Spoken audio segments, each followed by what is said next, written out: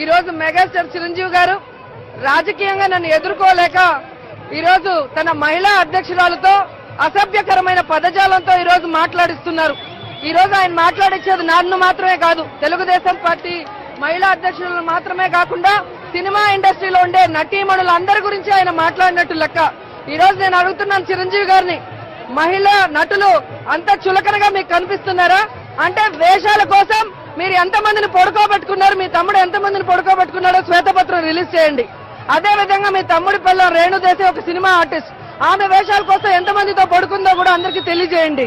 అంతేగాని ఉన్నవి లేనివి మాట్లాడటం ఇలా చేస్తే మాత్రం పీఆర్పీ ఆఫీస్ మీదకి వచ్చి మీ అంతు చూస్తాం. మర్యాదగా క్షమాపణ చెప్పండి మహిళా లోకానికి, ఆర్టిస్టులకి, లేకపోతే పర్యవసానం మాత్రం మీరు చూడలేరు.